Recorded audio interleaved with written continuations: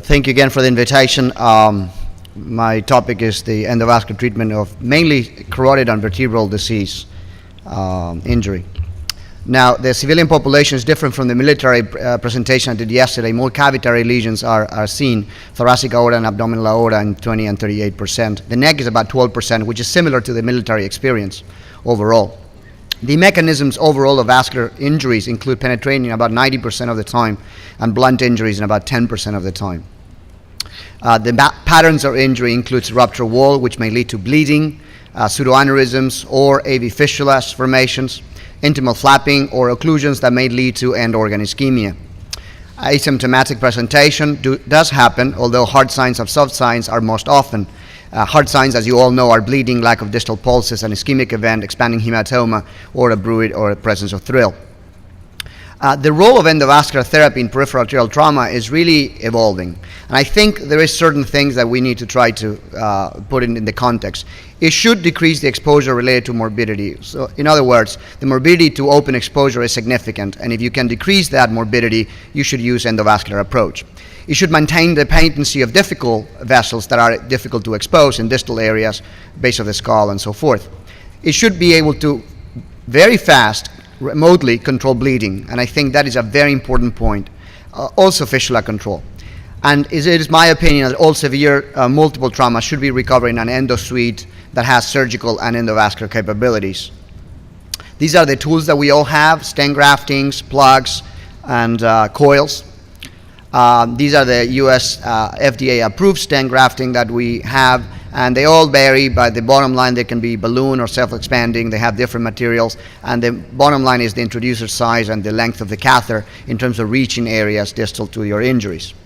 And specifically about cervical vascular injuries, the distribution could be carotid or vertebral. The mechanisms are, as I said, penetrating or blunt.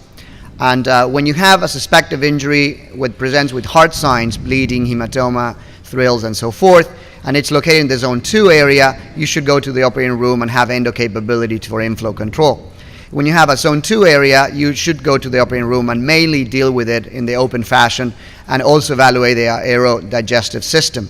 Zone 3 areas also open exposure with hard signs and endovascular capability for distal management of very inaccessible lesions. Now, when the patients present to you with soft signs or any mechanism of injury that predicts the presence of an injury in this area, I think you need to use diagnostic modalities to screen the presence or absence of this disease. And CT angiogram seems to be the way of doing this today in the US trauma centers. Duplex ultrasound and angiograms may be of use, particularly when the CT is not reliable, like many sharp metal objects like sharpener and so forth. Penetrating carotid trauma represents about 41% of all carotid injuries. In the absence of hard signs, endoluminal therapy can avoid difficult thoracic and base of the skull exposures. Local anesthesia is something that we try to use as much as possible in those patients with hard signs or asymptomatic, like any carotid stents, to monitor the neurologic function. And it does provide control of proximal distal vessels when they are very hard to control by other open exposures. Most of the lesion patterns that are amendable for endoluminal therapy include pseudoaneurysms or arteriovenous fistulas. The therapies that are available to us cover stent grafts for large pseudoaneurysms or AV fistulas, or embolizations for small AV fistulas or small pseudoaneurysms. These are just our cases. We have a stab wound to the base of the skull, essentially with a large pseudoaneurysm presented with tinnitus and pulsatile mass. This was easily approached without protection devices and stent graft exclusion of the large pseudoaneurysm. Distal cervical carotid with the same concept. There is a fluency, a little bit more rigid system that the Viabond was used previously, and again with successful exclusion of the pseudoaneurysm. Blunt carotid trauma happens in about 0.35% of the time, represents about 60% of all carotid traumas, and most of them are via MVA. Again, there's a lot of list of injury mechanisms that predict the presence of blunt carotid trauma. When you follow this, you would have a good predictor of finding this, and again, CTA or duplex ultrasound are great tests for screening for this. Now, most of this will actually be asymptomatic, although about 24% of them will be symptomatic. It is important to know that traumatic dissections have a higher asymptomatic population, but then develop symptoms in about 24 to 48 hours. So really, early suspicion and screening for these lesions is important, because when you institute proper therapy, strokes are avoided. The most common injuries can result from pseudoaneurysms, dissections, or fistulas, as we said before. There's an injury grading like any other trauma, grading for any other body part, and you'll go from 1 to 5, being 3 pseudoaneurysms, 4 occlusions, and 5 transections, which mainly are the indications for endovascular management of these lesions. The 1 and 2s are really managed by early anticoagulation and then antiplatelet therapy. Most of the endovascular approaches for this are due to pseudoaneurysms in about 60% of the time. These are just examples, again, of cases of ours with large pseudoaneurysms. There's really no randomized controlled data on blunt carotid injury. From the endovascular perspective, a good meta-analysis was published in the Journal of Vascular on Trauma. Stents are most commonly used after these mechanisms in about 77% of the time. The patency rates are very acceptable at about 24 months, which is actually good follow-up for trauma populations.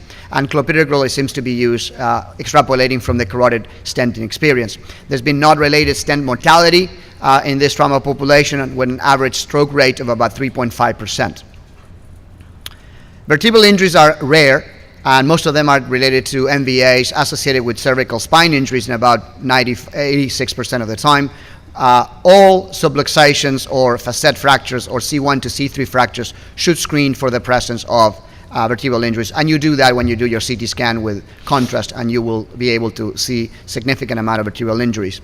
Vessel occlusion is the most common form of presentation, and again, most of them can be treated based on the grading, grade 1 and 2, antiplatelet therapy, 3, 4, and 5s. Most of them will require some endovascular approach.